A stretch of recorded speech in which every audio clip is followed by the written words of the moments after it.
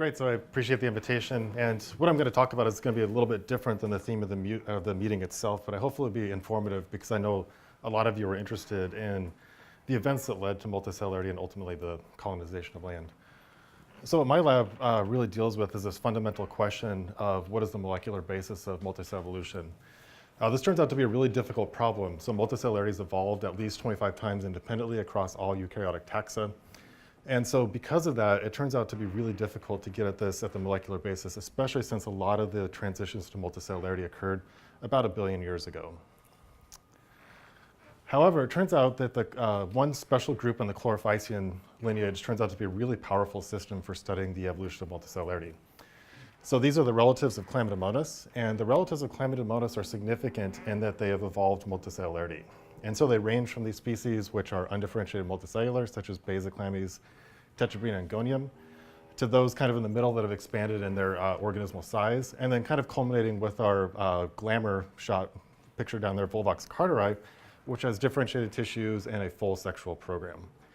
And so this is a really nice system because these evolved multicellularity about 250 million years ago. That's a little bit cut off there on that screen. And this turns out to be important because this is the most recent known transition to multicellularity in all eukaryotic taxa. And one of the consequences of this is that the molecular signature of multicellularity is by and large preserved, and I'll tell you quite a bit about that today. There's been a lot of work done on this system to try and understand how multicellularity has evolved. And basically, you'll see this a lot throughout the talk because we're interested in how development has also evolved within the system. And there's been a lot of work to understand, at least at the morphological level, the steps that might have been important for the evolution of multicellularity. These are so-called Kirk's 12 steps. You don't need to memorize them because I'll have them throughout the talk. But the key thing is what I have here on the right, and that is the assumption of how complexity evolves, and that is that it basically evolves in a stepwise fashion. So a nice linear increase in genetic complexity. And this is the fundamental assumption of Kirk's 12 steps for multicellular evolution. So when I got my job, the assumption is that I would spend most of my pre-10-year career sequencing genomes of these critters, comparing them, finding the gene for each one of these 12 steps, writing papers all day and be done with it. Turns out that that actually didn't occur. So the reason why we work in this system is an observation I made as a postdoc, which is in this figure right here. What this is this is just a comparison of two chromosomes, one from Chlamydomonas and one from Volvox. Except for the red part, which is the mating type specification locus of these organisms, the autosomes of these critters are pretty closely related to each other. They're largely synthetic, despite the fact that we're going from something that's unicellular to something that's differentiated multicellular. And this manifests itself also in the PFAM domains. So if you look at the PFAM domains of Chlamydomonas compared to Volvox, they have basically the same complement of protein functions. And this is really much, much different than other examples of multicellularity, such as choanoflagellates, which are the unicellular outgroup to metazoans, typified by the sponge genome. So these things are really, really genetically similar. And in fact, it's the things that are different between these organisms that turn out to be the really important aspect of multicellular evolution. So basically what we decided to do is to combine 3 different techniques: genomics, transcriptomics, and functional genomics, and basically kind of use 3 levels of complexity to understand how multicellularity evolved. So basically what we're going to be doing is comparative genomics in unicellular Chlamydomonas, this undifferentiated colony, Gonium pectorale, and then differentiated multicellular Volvox. So when you get a genome sequence, so we sequenced the genome and transcriptome of Gonium. I'm not going to beleaguer a whole bunch of details about how we did all this and what the specific results are. But one of the things we were really a bit shocked by with the Gonium genome was that it didn't really look like Chlamydomonas. So instead of being colonies of like cells stuck to each other, so like basically a bunch of Chlamydomonas cells stuck together, we had assumed that maybe it would look more like Chlamydomonas pictured on the bottom. Instead, the Gonium genome looks much, much more like Volvox than we had really anticipated. And again, that was a bit of a surprise because we had assumed that complexity was going to be evolving stepwise, so we assumed there would be some complement of genes that would be important for those Kirk's 12 steps. And then we have all the unicellular and various other algal outgroups there as a comparison from Chlorophyceae. So the other thing we thought, well, then maybe we've screwed up here. Maybe it's not the genes that are conserved amongst these or that can be identified quite easily that are of interest. We thought maybe we'd look at these so-called de novo genes. So these are basically genes that don't have orthologs within the group. And basically, not to go through this in a whole lot of detail, this is now published, but basically there's no correlation with the evolution of de novo genes with that of multicellularity. So it's not new functions that are occurring in the species that correlate with multicellularity. In fact, it turns out that these de novo genes are very much likely to be important for organismal-specific function, not for this major transition. So basically the key point from all this big data set that we generated initially was that multicellularity really doesn't require major genetic innovation. That was kind of known in the system, but this really drove home the point when we sequenced the genome of Gonium pectorale. And so really the question was, what genes then are being co-opted for the evolution of multicellularity in this lineage? So we went back to the morphology of how Gonium and Chlamydomonas compare throughout their cell cycles to try and understand then what developmental processes we should be looking at for the evolution of multicellularity. And this is actually a common thing that algae do because they're photosynthetic and they have a trade-off between motility and cell division. They do this thing where in the dark they undergo multiple rounds of cell division. So a large swath of chlorophycean algae do this where they basically offset their division to the nighttime when they're not photosynthetic. And so basically what they do is they go through multiple rounds of fission. So in Chlamydomonas, basically during the daylight, the cells grow many-fold in size when there's plenty of light and nutrients available. And then to get back down to the proper daughter cell size, they have to divide multiple times. Well, it turns out it's quite easy to make something like Gonium because all you have to do is rather than this multiple fission cluster breaking up and the cells swimming apart, it stays together as a colony, and therefore you have a daughter cell colony that's now multicellular, and you have like cells that are stuck together. So the important aspect of this is that this strongly implicates the cell cycle and developmental pathways related to the cell cycle as being important for the evolution of multicellularity. So it turns out, as a postdoc, I worked extensively on how the cell cycle worked in Chlamydomonas, and so we knew quite a bit about this. Again, this is one of these negative regulatory feedback loops. And basically how cell cycle regulation works is, and this is present in all eukaryotes, so it's present in plants, present in animals, and so on and so forth. And basically how this process works is that this gene called RB is a cell cycle repressor. This gene basically sits on top of a transcription factor dimer and keeps the cell cycle off until it needs to be turned on when it's phosphorylated by some proteins that are called cyclins and cyclin-dependent kinases. These phosphorylate the RB gene, which then de-represses the cell cycle, thereby activating entry into S phase. And then this goes through the multiple rounds of S and M phase. That then turns itself off and then turns off the cell cycle. And so what we thought we'd do then is then say, well, we know that these multiple fission clusters stay together. There's a good chance that this RB pathway might be the center of where this evolutionary transition is occurring. So we've spent a lot of time looking at how the RB pathway evolved in Gonium. So we'll kind of give you a quick tour of what the RB pathway looks like. So this phylogeny on the left is basically what you see for everything in the Volvocalyes. Single gene, one-to-one orthologs of pretty much every single gene in the orthologs. It's only when you see a situation like we do for these cyclins over here on the bottom right where you know something is up. So here, instead of having a one-to-one gene orthology, we have these potent activators of the cell cycle, these cyclins, that have actually undergone an expansion both in Gonium and Volvox. So these strongly implicated that our hypothesis was correct, that the cell cycle might be important for the evolution of multicellularity. And this actually turns out to be a bit of an interesting evolutionary history going on with this locus right here. So both Gonium and Volvox have an expanded repertoire of these Cyclin D genes. They turn out to be in a tandem array and are undergoing concerted evolution as far as we can tell from some of the other organismal sequencing. Chlamydomonas just has a single gene ortholog of this. And again, one thing to point out about this, again, this was a bit of a surprise. When the Volvox genome was sequenced, it was thought that these 4 Cyclin Ds were actually important for the 4 tissue types of Volvox. So it made a lot of sense, something that are involved in cell differentiation, 4 genes, 4 tissue types, boom, you're done, go home for the day. Well, here again, we're seeing this evolution having occurred in Gonium rather than in Volvox, which was much of a surprise to us. So now what I'm going to do is I'm going to parse down some transcriptome data that I'll go over in a little bit more detail later in the talk. So then the next question was not necessarily what the content of these genes are, but what are their expression patterns. And so what you're looking at here is on the left is a cell cycle transcriptome from Gonium, and on the right, a cell cycle transcriptome pattern of Chlamydomonas.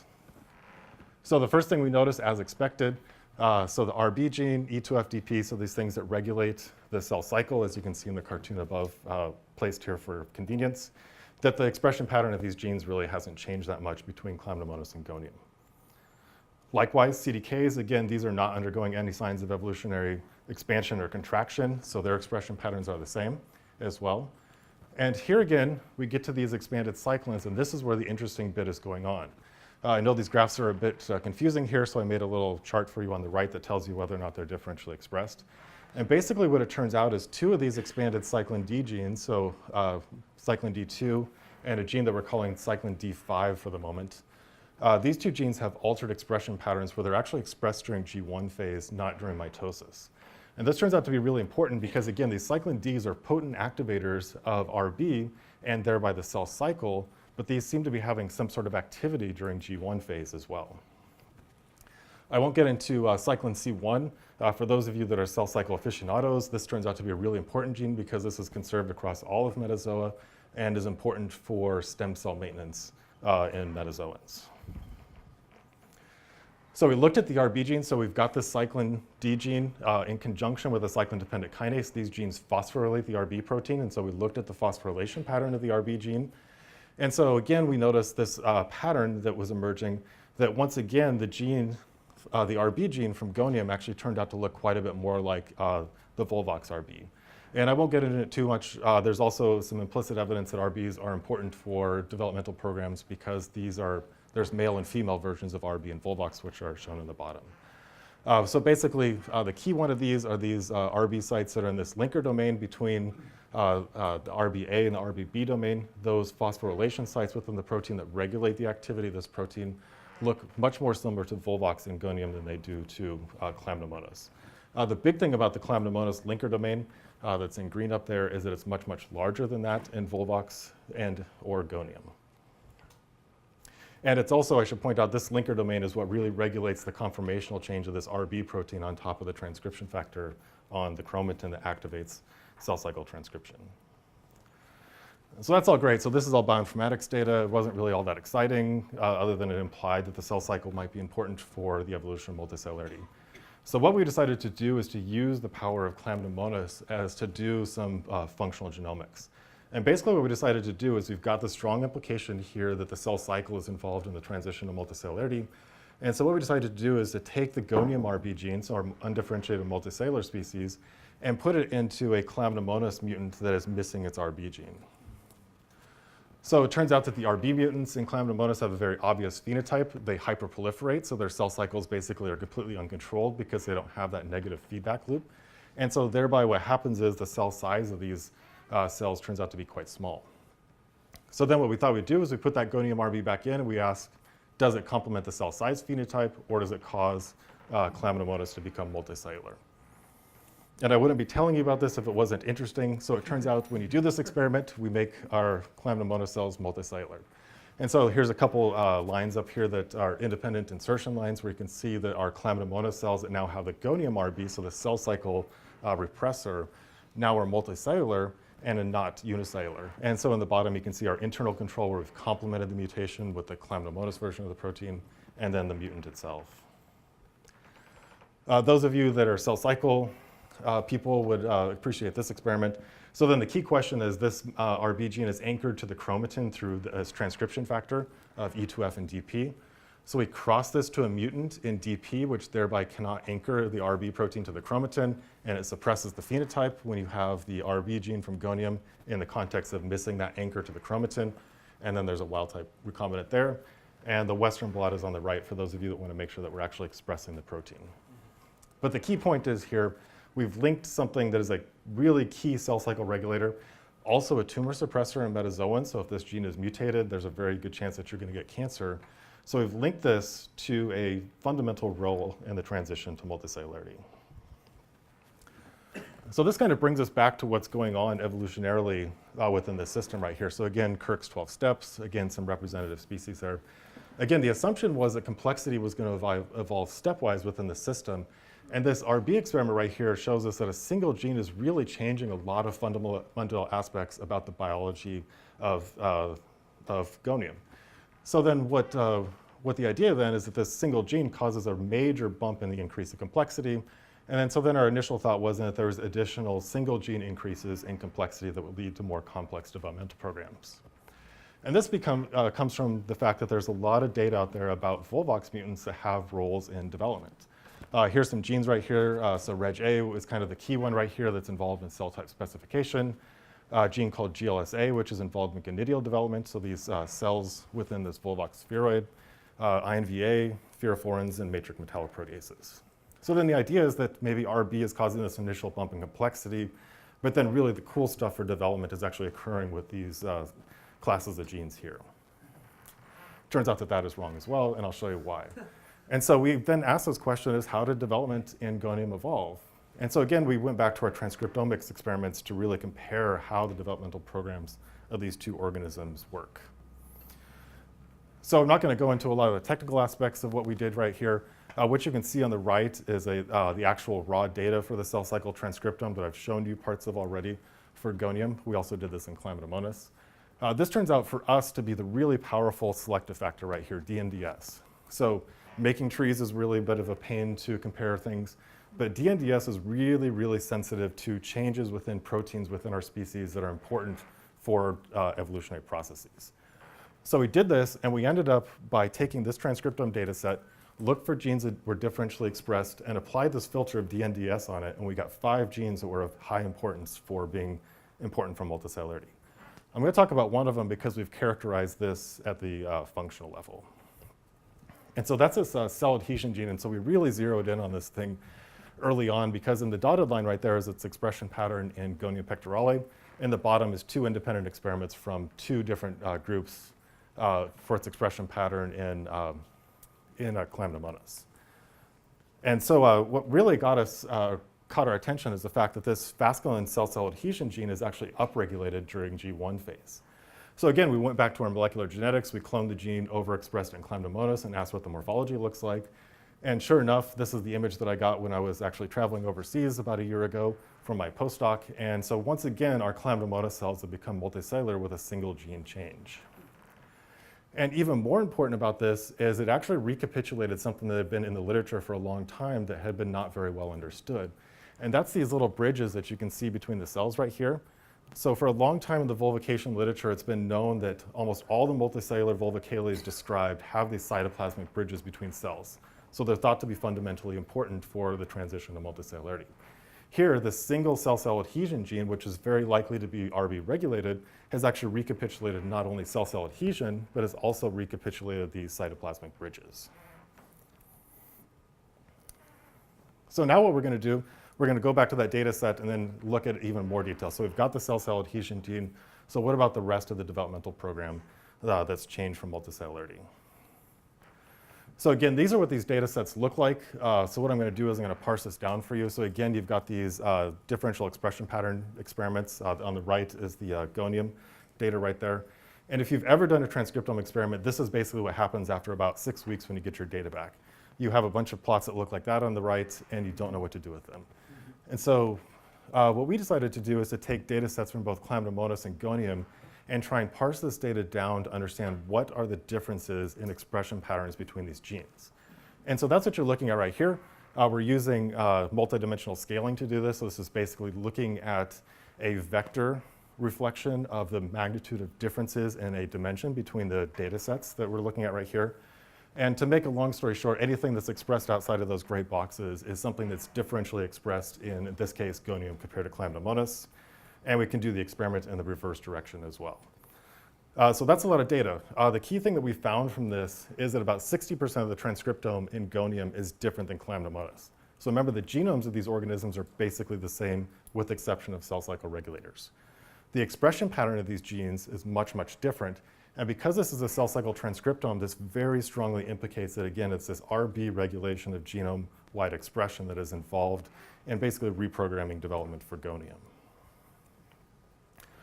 So instead of looking at all these plots that make absolutely no sense, what I thought I'd do is I'd walk you through Kirk's 12 steps and show you kind of how we've mapped now these developmental processes onto Kirk's 12 steps. And this, again, where kind of our preconceptions about what's going on with the evolution of multicellularity is really changing with a couple simple experiments in this undifferentiated alga. So I've already shown you this data previously in a different form, but this was nice confirmation of that data that I showed you earlier on, that cell cycle regulatory genes are changing in their expression pattern. Basically, all you need to know in all these graphs that I'm going to show you, lines connect things that are homologs to each other, so if they're a one-to-one homolog, and then red is Gonium and black is Chlamydomonas. Anything that's really far separated from each other means that they're differentially expressed. So if they're on this graph right here, they are differentially expressed between the two species. So again, all of our cell cycle regulators have some level of differences in expression pattern for them. So inversion is a really important thing for these organisms because they divide and their basal bodies end up on the inside. So they have to develop a developmental program where they flip themselves inside out. Again, these genes have been well characterized from Volvox. Their expression patterns are changing.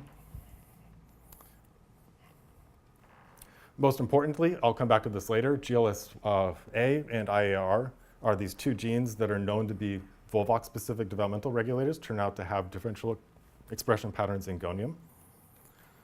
Rotation of the basal body. So again, in order for something like Gonium to exist, it actually has to rotate its basal body, so this big sheet of cells can swim through the water. And so as expected, the basal body proteins have differences in expression in Gonium.